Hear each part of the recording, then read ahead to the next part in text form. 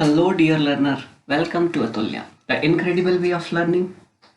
ये कोर्स है class 10th के स्टूडेंट्स के लिए, मैथ्स के लिए। इस कोर्स में हम कंप्लीट एनसीईआरटी सॉल्व करेंगे, बेसिक से स्टार्ट करेंगे एंड हायर लेवल तक के क्वेश्चंस को हम डील करेंगे। इसमें मैं पूरी एनसीईआरटी सॉल्व करवाऊंगा, आपको एग्जाम्पलर शीट्स जो होती हैं वो सॉल्व करवाऊंगा, आपके प्रीवियस ईयर्स पेपर्स रहेंगे। ये सारी चीजें हम लोग इसमें डील करने वाले हैं। तो आज हम फर्स्ट चैप्टर से स्टार्ट करते हैं, जो है रियल नंबर्स। रियल नंबर्स को भी हम बेसिक से ही डील करेंगे। तो रियल नंबर्स होते क्या हैं?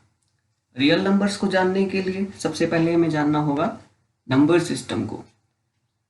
नंबर सिस्टम में कई टाइप्स के नंबर आ जाते हैं, जैसे कि natural number, whole number, even number, odd number, composite number, prime number and so on. Natural number क्या होते हैं? नेचुरल नंबर यानी प्राकृतिक संख्याएं। तो जो नंबर्स हमको नेचर से मिले हैं वो होते हैं नेचुरल नंबर्स। नेचर से कैसे मिले हैं? तो नेचर में जो भी थिंग्स, जो भी चीजें हैं, उनको काउंट करने के लिए जो नंबर्स हम लोग यूज करते हैं, या पहले इंसान ने उन नंबर्स का यूज किया, तो वो हो गए नेचुरल नंबर्स। जैसे कि तो ये हो गए आपके नेचुरल नंबर्स। नेचुरल नंबर्स से हम कोई भी नंबर लिख सकते थे, बट जैसे हमको लिखना था 2075 यानी 2075, तो हम ये नहीं लिख सकते थे। क्यों नहीं लिख सकते थे? क्योंकि हमारे पास जीरो नहीं था। अच्छा, तो जीरो जब हमने इसमें इन्वॉल्व कर दिया, इसी नेचुरल नंबर्स में हमने जीरो इन्वॉल्व कर दिया, तो अब काउंटिंग हो गई 0 1 2। तो अब काउंटिंग हो गई 0 1 2 3 4 एंड सो ऑन।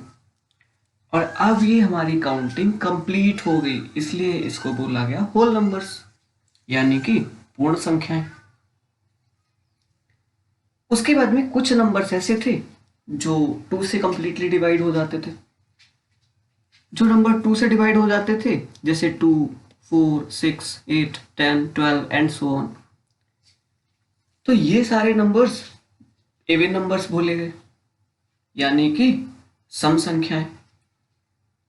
और 2 से डिवाइड वही नंबर्स होते हैं जिनके लास्ट में जीरो आ जाए, यूनिट डिजिट पे, इकाई अंक पे जीरो आ जाए, 2 आ जाए, 4 आ जाए, 6 आ जाए, 8 आ जाए, ऐसा करके। तो वो सारे नंबर्स आपके इवन नंबर्स होते हैं। अब ऑड नंबर्स क्या होते हैं? तो ऐसे सारे नंबर्स जो 2 से डिवाइड नहीं होता, वो नंबर्स ऑड नंबर्स होते हैं। ठीक है? ऑड नंबर्स यानी कि विषम संख्याएं। ठीक है? उसके बाद में आ गए आपके प्राइम नंबर्स। प्राइम नंबर्स यानी अभाज्य संख्याएं। प्राइम नंबर्स यानी अभाज्य संख्याएं, जैसे कि वो सारे नंबर्स जो कि या तो 1 से डिवाइड होते हैं या फिर खुद से डिवाइड होते हैं, किसी तीसरे नंबर से डिवाइड नहीं होते हैं, जैसे कि आपका 2 3 5 7 11 एंड सो ऑन। तो ये सारे नंबर्स आपके प्राइम नंबर हो गए, अभाज्य संख्याएं जिनको बोलते हैं। और सेकंड होता है तो आपके कंपोजिट नंबर्स। कंपोजिट नंबर्स यानी कि वो नंबर्स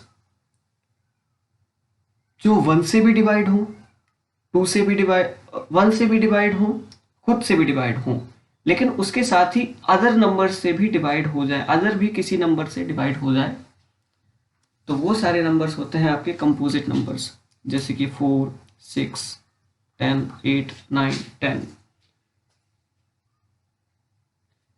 क्योंकि ये अब जैसे 4 है, तो 4 आपका 1 से भी डिवाइड है, 4 से भी डिवाइड है, तो 1 से भी डिवाइड है, खुद से भी डिवाइड है, बट ये 2 से भी डिवाइड हो जाता है, इसलिए ये कंपोजिट नंबर हो गया।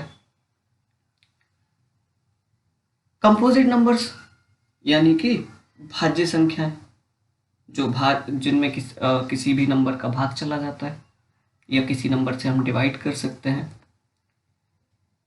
उसके बाद में आपके आ जाते हैं इंटीजर्स।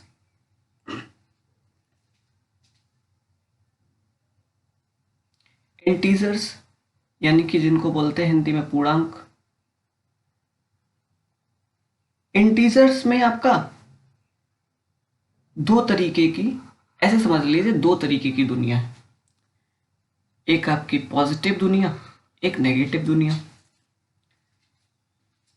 जिसमें ये इधर आपके राइट हैंड साइड पे जितने भी नंबर्स होंगे वो सारे पॉजिटिव होंगे, सेंटर पे आपका जीरो आ जाता है, और जीरो के और आपके जो लेफ्ट साइड पे जितने भी नंबर्स होंगे वो सारे नेगेटिव नंबर्स होंगे, है ना। उसके बाद हम आ जाते हैं रेशनल नंबर पे। तो रेशनल नंबर वो सारे नंबर्स होते हैं जिनको हम p बटे क्यू के फॉर्म में लिख सकते हैं, लेकिन एक कंडीशन है कि यहाँ पे q आपका जीरो नहीं होना चाहिए, q जीरो नहीं होना चाहिए। और दूसरी कंडीशन क्या है कि जब हम इनको डिवाइड करें तो ये कंप्लीट डिवाइड हो जाना चाहिए पॉइंट के बाद, या तो कंप्लीट डिवाइड हो जाए जैसे कि 4/25। तो 4/25 को डिवाइड करोगे तो 0.16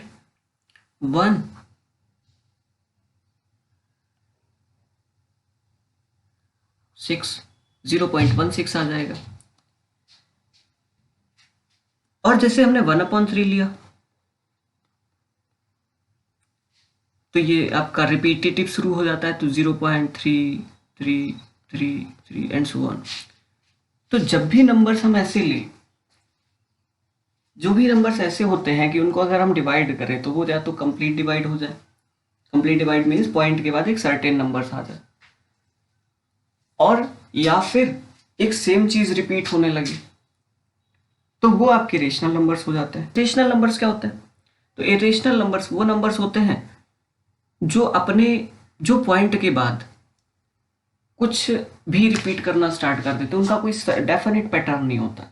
जैसे कि आपका पाई, √3, √5, और रूट के नंबर अंदर वो जितने सारे नंबर्स होते हैं जो जिनका हम स्क्वायर रूट नहीं निकाल पाते हैं, जिनका हम रूट नहीं निकाल पाते हैं, है ना, वो सारे नंबर्स आपके इरेशनल नंबर्स हो जाते हैं। जैसे पाई, अब पाई की वैल्यू कितनी होती है? 22/7, सबको पता होगा। तो 22/7 को डिवाइड करेंगे अगर, तो 3.14285।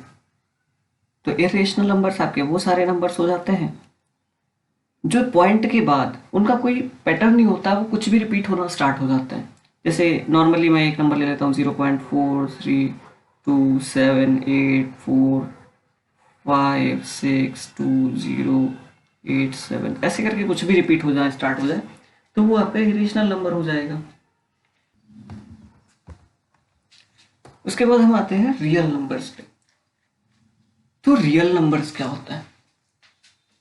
अच्छा, रियल नंबर से पहले एक चीज और समझ लो। इसको पढ़ने से पहले एक चीज और जान लें कि अभी तक हमने जितने भी नंबर्स पढ़े हैं, चाहे वो होल नंबर्स हो, नेचुरल नंबर हो, इंटीजर हो, कंपोजिट नंबर हो, प्राइम नंबर हो, जितने भी नंबर्स पढ़े हैं इरेशनल नंबर को छोड़ के, वो सारे नंबर्स आपके रेशनल नंबर होते हैं, सारे नंबर्स।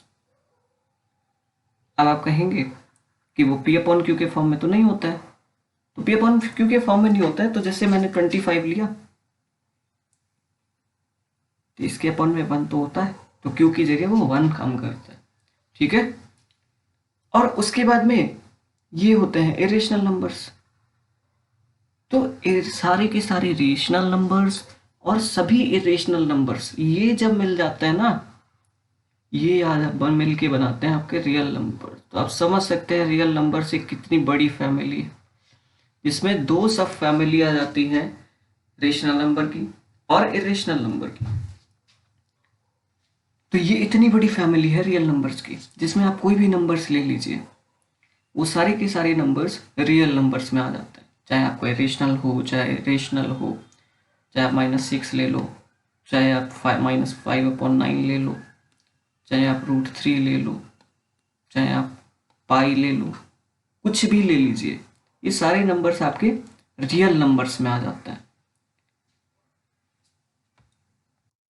तो आज के इस वीडियो में इतना ही। हमने आज नंबर सिस्टम पढ़ा पूरा। अब हम पर डे एक वीडियो मैं अपलोड करूँगा।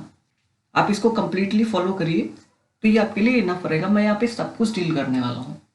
और आपको क्या करना है कि आप बस जितने भी क्लास 10th के स्टूडेंट्स हैं या क्लास 9th के भी हैं, उनको आप ये शेयर कर सकते हैं और बता सकते हैं थैंक यू फॉर लर्निंग।